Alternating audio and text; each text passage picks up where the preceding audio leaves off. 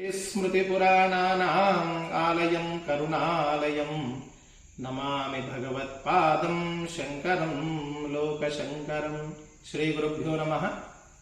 समस्त భక్తులకు తెలియజేయడం ఏమనగా ఈ నెల 27వ తేదీ నుండి ఫిబ్రవరి 17వ తేదీ 2026 వరకు దాదాపుగా 80 రోజులకు పైగా శుక్రమూఢము కలదు.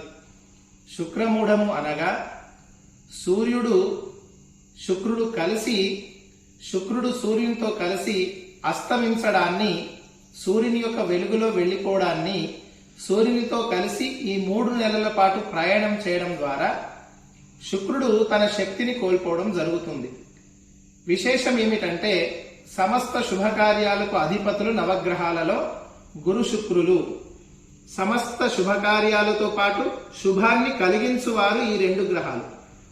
వాటి యొక్క కిరణాలు సూర్యునితో కలిసి ఉండడం ద్వారా శుక్రుని యొక్క శక్తి భూమికి చేరదు. కాబట్టి ఈ రోజులలో మనం శుభకార్యాలు చేయరాదు అని మనకు జ్యోతిష శాస్త్రం, మిగతా శాస్త్రాలని తెలియజేస్తున్నాయి.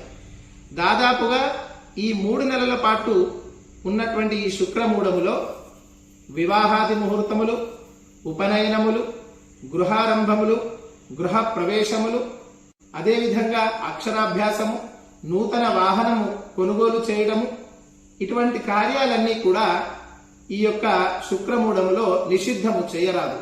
మరి చేయవలసినటువంటి కార్యక్రమాలు ఏమిటంటే ఈ మూఢములో జపాలు, తర్పణాలు, శాంతులు, జనన మరణాలకు సంబంధించినటువంటి శాంతులు గాని, ఏదైనా జాతకరీత్యా ఉన్నటువంటి దోషములకు సంబంధించినటువంటి శాంతములు గాని, సీమంతము గాని, నామకరణం గాని, అన్నప్రాశనం గాని, ఇటువంటి కార్యక్రమాలు శుక్రమూఢములు వచ్చినప్పటికీ కూడా అవి చేయవచ్చును. మూఢములతో సంబంధం లేకుండా ఈ కార్యక్రమాలు చేయవచ్చును.